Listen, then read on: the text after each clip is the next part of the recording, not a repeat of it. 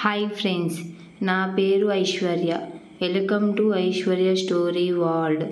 ఈరోజు కథ వచ్చేసి ఒక మనసు కథ పార్ట్ 4. ఆమెది గర్భసంచి చాలా వీక్గా ఉంది. పిల్లలు పుట్టడమే చాలా తక్కువ. ఇప్పుడు కూడా ఆమె అసలు పూర్తిగా బిడ్డ మొయ్యగలదు అనే నమ్మకం నాకు అసలు కలగడం లేదు. నాకు ఆమె బాడీ చాలా వీక్గా ఉంది అనిపిస్తుంది. 3 నెలల క్రితం తనకు ఒక అబార్షన్ అయింది. ఇలాంటి టైంలో తనకు అబార్షన్ చాలా దురదృష్టం. అయితే ఇప్పుడేమంటారు డాక్టర్, చెప్పండి అని విశ్వ అడిగారు. నేను నిజమే చెబుతున్నాను. నీ భార్యకు ప్రెగ్నెన్సీ తట్టుకునే శక్తి లేదు. ఈసారి ప్రెగ్నెన్సీ కనీసం 2 సంవత్సరాలు గ్యాప్ తీసుకొని ఉంటే బాగుండేది. కానీ తనకు అబార్షన్ అయ్యి 3 నెలలు కూడా నిండని కారణంగా ఆమె ఒళ్ళు ఇంకా పచ్చిగానే ఉంది. పైగా చాలా నీరసంగా కూడా ఉంది. ఒకవేళ మీరు ధైర్యం చేసి దీన్ని ఇలాగే కంటిన్యూ చేస్తే అంటే తనకి ఎలాంటి ప్రాబ్లం వస్తుందో మాకు తెలియదు. తన ప్రాణం కూడా పోవచ్చు. తర్వాత మమ్మల్ని అనొద్దు. ఇప్పుడు ముందుగానే మీకు చెప్తున్నా అని డాక్టర్ విశ్వకి చెప్పారు. కానీ బయట మహిళ మాటలు వింటూనే ఉంది.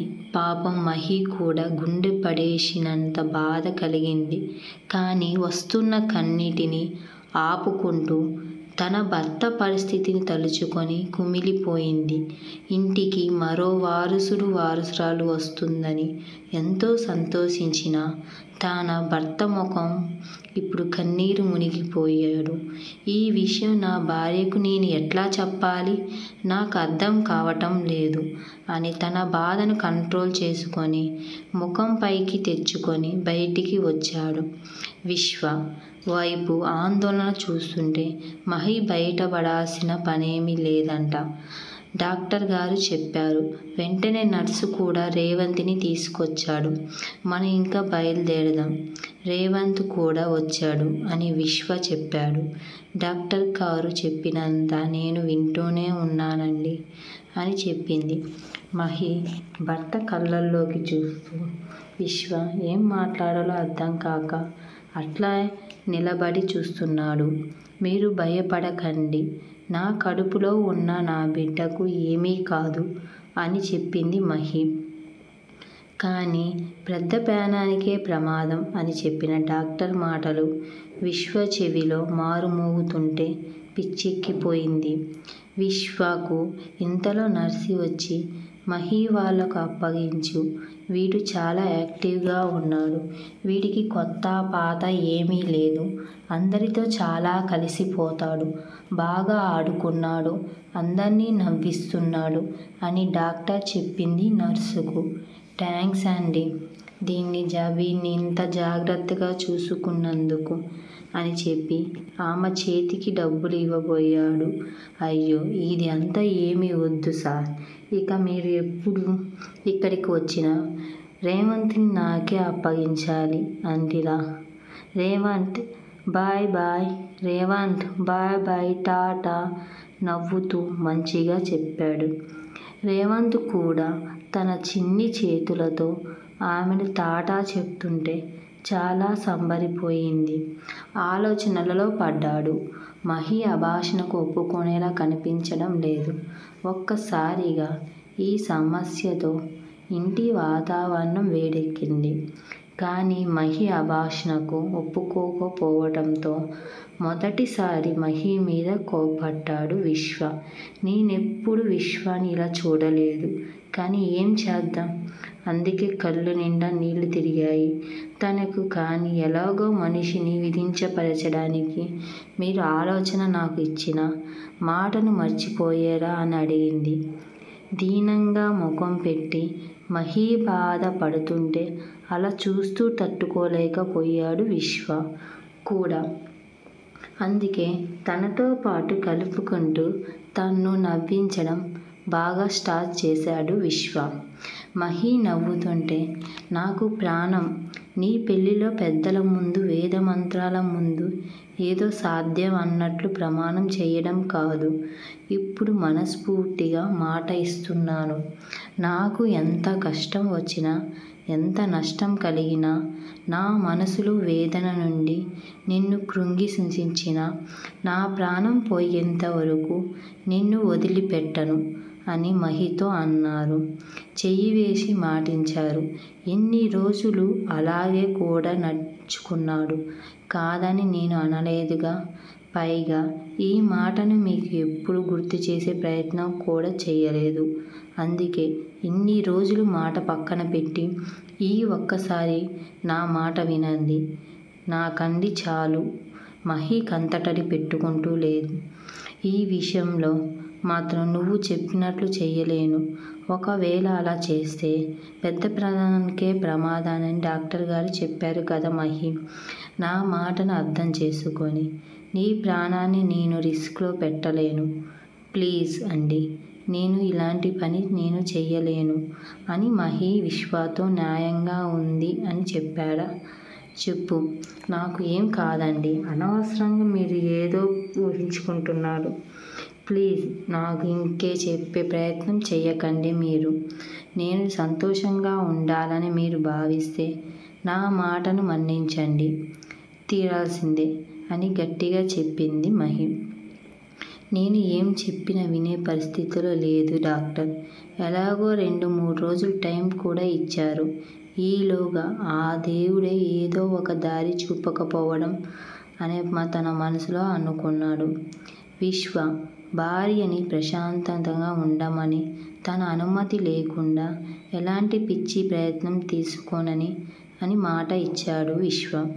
ఆ రోజు రాత్రి చిన్నగా ఎవరో మూలుగుతున్న శబ్దం వినిపించింది. విశ్వ టక్కున లేచాడు.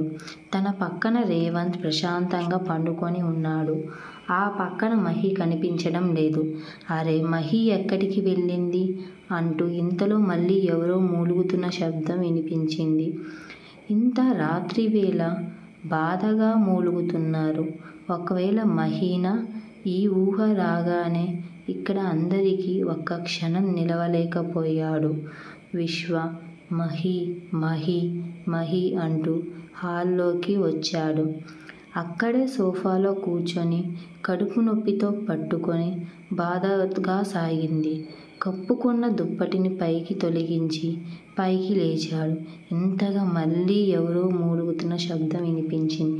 ఇంత రాత్రి వేళ ఎవరు బాధగా మూలుగుతున్నారు? ఒకవేళ మహి అయితే చూద్దాం పద అని హాల్లోకి వెళ్ళిపోయాడు విశ్వ. కడుపు నొప్పితో బాధపడుతున్న మహిని చూసి తనకి ఏం చెయ్యాలో అర్థం కావటం లేదు.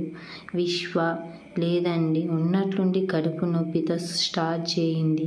చాలాసేపు నొప్పి కూర్చొని ప్రయత్నం చేశాను, కానీ ఎంతసేపటికి నొప్పి కంట్రోల్ కావడం లేదు అంటూనే ఒక్కసారిగా అమ్మా అమ్మా అని కేక వేసింది పెద్దదిగా. మహి కడుపు పట్టుకొని తన తళతళలాడుతున్న వెంటనే కాళ్ళు చేతులు ఆడడం లేదు పాపం విశ్వకు. అను, ఇంత నొప్పిని ఓర్చుకుంటున్నావా? ఇలా ఒంటరిగా బాధపడుతూ ఉండే బదులు నన్ను లేపి ఉండొచ్చు గదా. ఏమండి, ఉన్నట్లుండి కడుపు నొప్పి స్టార్ట్ అయింది. కాసేపు తగ్గుతుందిలే అని అనుకున్నాను, కానీ లాభం లేదు. ఇంతకీ నొప్పి ఎక్కువ అవుతూనే ఉంది. నువ్వు మీరేం కంగారు పడకండి అని చెప్పింది. అయితే డాక్టర్కి ఫోన్ చేశాను విశ్వ. ఓ మై గాడ్, అంటే డాక్టర్ చెప్పింది నిజమేనా? గుండె ఊళ్ళో ఉన్న కోదండ బరువు ఒక్కసారిగా దిగినట్లు ఉంది అనిపించింది విశ్వకు.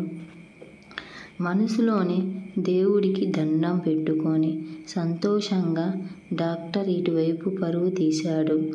విశ్వ గబగబా ఇంటి ముందుకు వెళ్ళి కాలింగ్ బెల్లు కొట్టి ఎవరైనా వస్తున్నారేమో అని వెయిట్ చేశాడు. వినిపించడం లేదు. మళ్ళీ ఒకసారి కాలింగ్ బెల్ మోగించారు.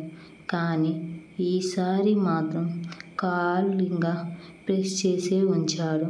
2 నిమిషాల తర్వాత బయట లైట్ వెలిగింది. అమ్మాయి ఎవరో లేచినట్టు ఉన్నారు అని అనుకుంటూ సిటీ ఎదురు చూడసాగాడు. విశ్వ ఎవరూ లేడే. వచ్చి తలుపు తీసి చూడగా ముఖం పెట్టి ఎవరు కావాలి అని అడిగారు. అమ్మ, నేను ఆ ఎదురుగా ఉండే అపార్ట్మెంట్లో ఉంటాను. నా భార్య ప్రెగ్నెంట్. మార్నింగ్ డాక్టర్ దగ్గరికి చెకప్ కూడా తీసుకుని వెళ్ళాను. ఇప్పుడు నా భార్య కడుపు నొప్పికి తనకలాడుతూ ఉంది. దయచేసి ఒక్కసారి డాక్టర్ని పిలవండి అని చెప్పాడు. విశ్వ, ఏందయ్యా నీకసలు బుద్ధుందా? రాత్రిపూట ఇలా తలుపు కొట్టి మా నిద్ర చెడగొట్టింది గాక నీకు ఇదేమన్నా బాగుందా అని అడిగింది. ఆవిడ, నాకింతకు మించి వేరే దారి కనపడలేదండి. దయచేసి నా బాధ అర్థం చేసుకోండి అని 2 చేతులు జోడించి బాధపడ్డాడు. ఎక్కడికి వెళ్ళాలో అని అడిగితే ఏం చెప్తాం?